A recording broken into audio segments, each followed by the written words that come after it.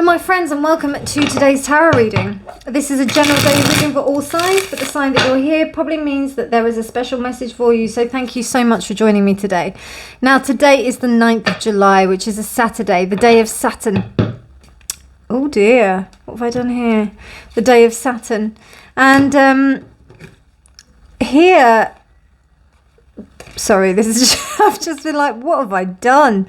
And good things to wear today is black. Anything holographic. I'm kind of actually feeling more of a black jet. Something, yeah, I mean, even possibly a rainbow obsidian. Rainbow obsidian feels good today.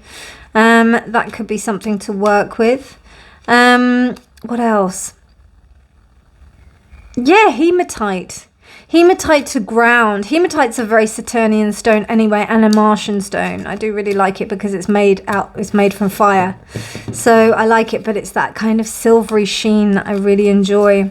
That comes with hematite. See this piece here? Really, really pretty. It's almost like slightly marcasite-like as well, which is hematite as well. So I love that. It looks so pretty.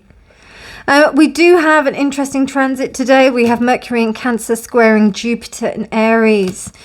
With Mercury being in Cancer, there's a tendency to be quite, considerate and caring and also accommodating with our language and our communication.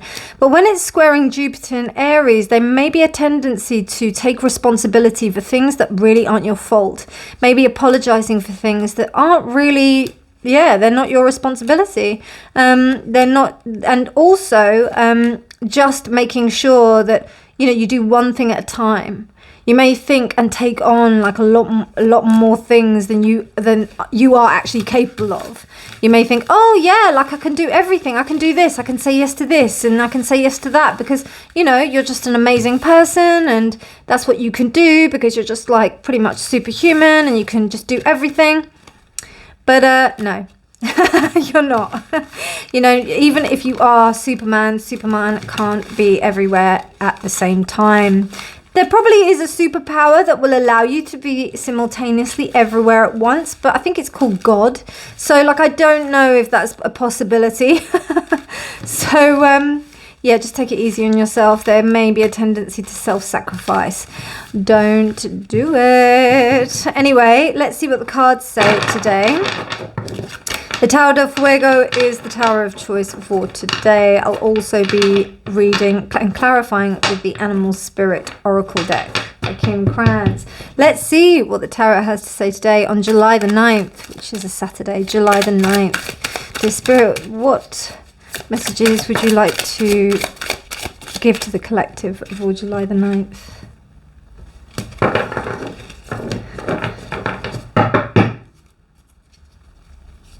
Now, even though I am saying the date, these videos are timeless because it's all about when you see them. It's not about and time is a man-made construct. It's something that we use to measure the moment that we're in so that we can gain some idea and some perspective. But essentially, it is what you make of it. So, okay, dear Spirit, what messages would you like to communicate to the collective today? Quite a few by the looks of things. Okay, the Star reversed, the Queen of Cups, the Five of Cups, the Emperor reversed, the Ten of Cups, the Magician, love that.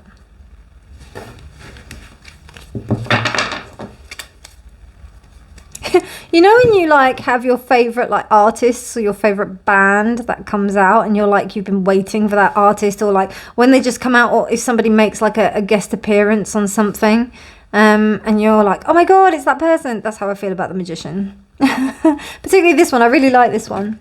I love the colours. Thank you, Spirit.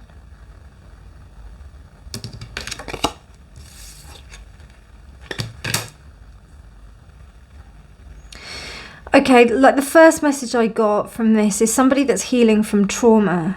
I did get somebody who's healing from quite nasty trauma.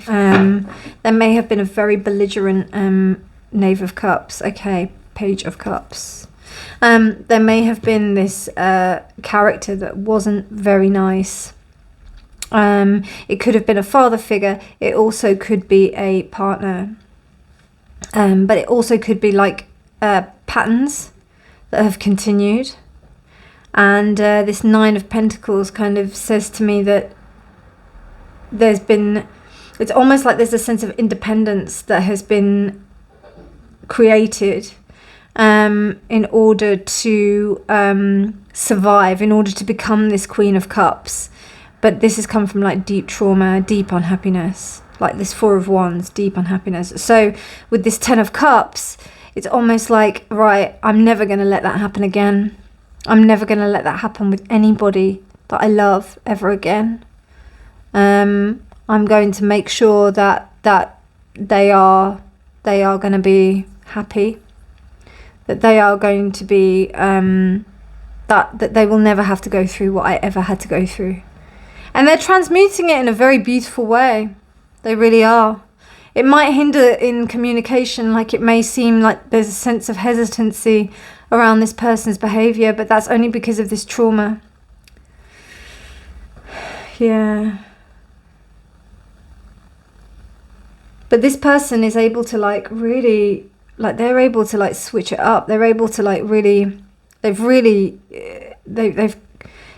synthesized this and synthesized and transmuted and transformed their experience into something so beautiful. Because do you know what also I'm getting? I'm getting that this person is probably like, maybe in past lives has had like some experience in magic, or has basically been able to create transformation in adversity. So they have been through so much previously and in other lifetimes that, you know, it comes again in another lifetime and they're like, okay, well, you know, this is kind of the norm. This is what happens to me. So now I'm just going to make it, you know, I'm going to change it. One thing that I'm not getting about this, though, is whether or not it breaks the cycle. Because the whole idea of like this return of karma and you being able to break karmic bonds, it's all well and good that you're able to create a life for yourself. But if something, you know, this Knight of Swords reversed is telling me that something's not getting through, something's not breaking through, and this Star. So this sense of coping is not, there's something missing. There's something missing. Yeah. Yeah. Two Queens. Almost like, you know, maybe a dependence on the mother. Dependence on material things, keeping safe. But look, she's underwater. You can't get to this Queen of Pentacles.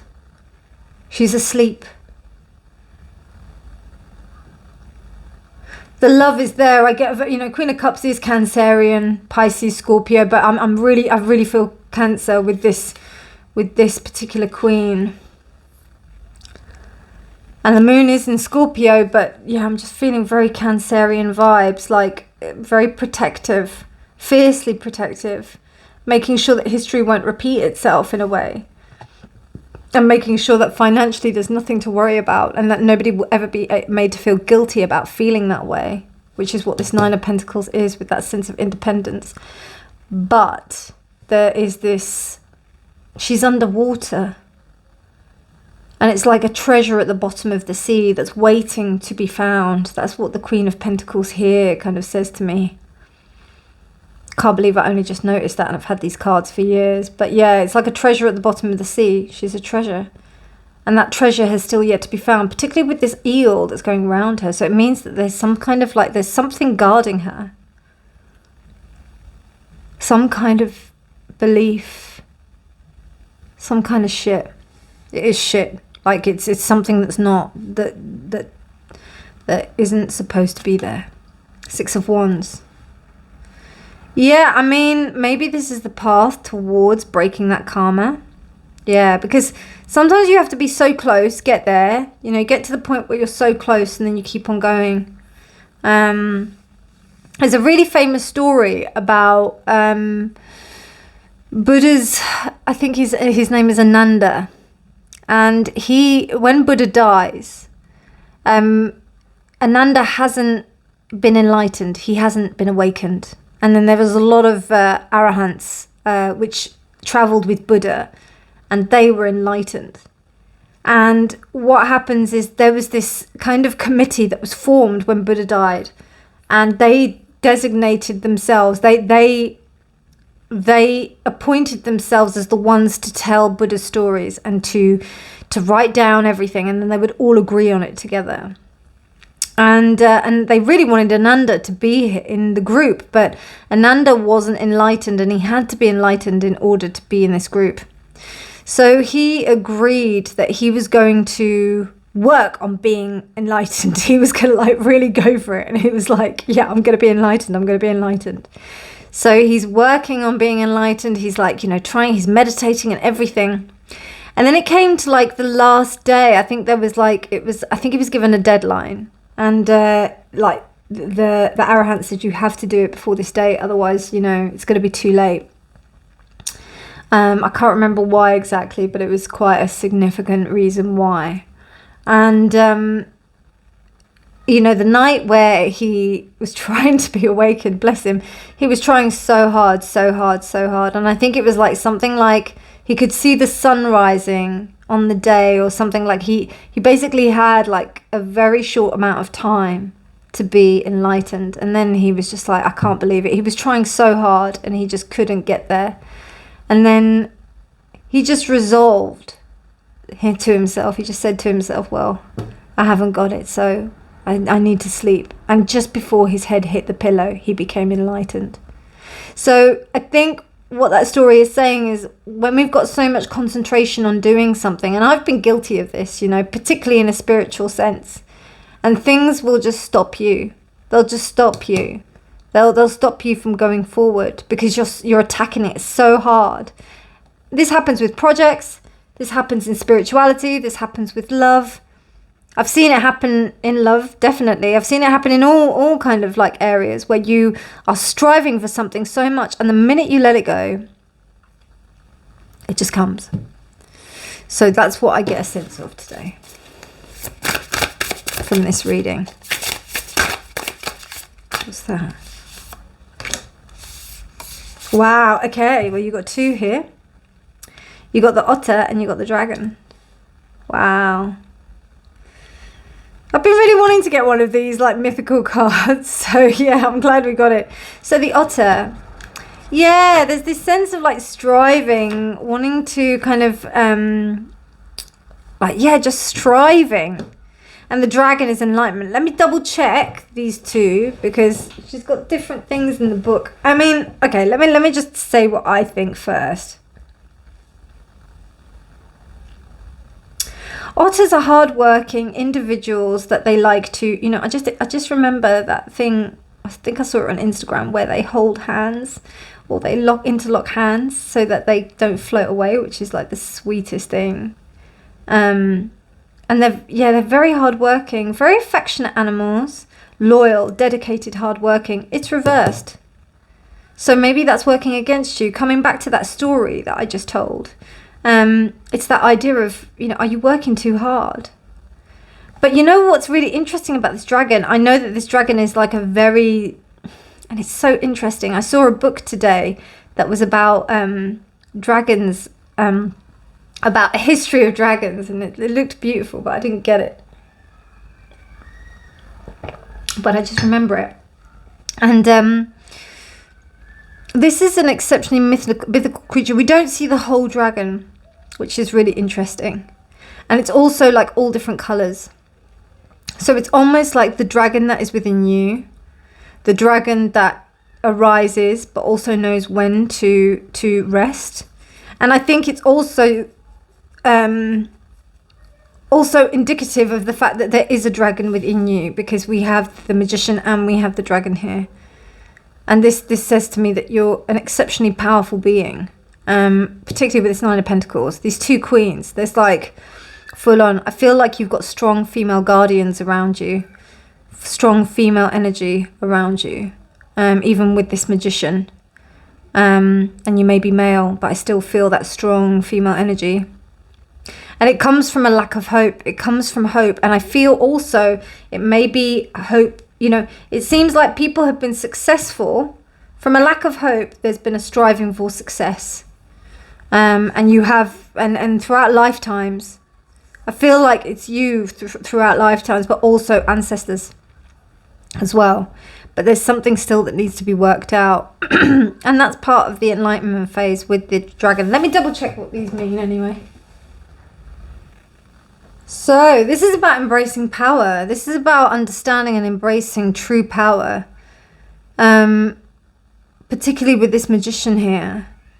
And it comes from a place of deep, deep trauma.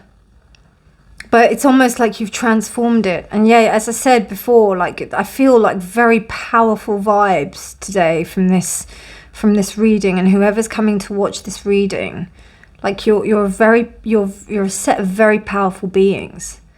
And you have the power to be successful, independent, strong, and forthright, and rulers in this world, in respect of where you are. You know, not everybody can be a king or queen, like in the respect of what we believe as a king or queen in terms of royal bloodlines and all that stuff, but in terms of who we are, that queen energy, that divine female energy is strong.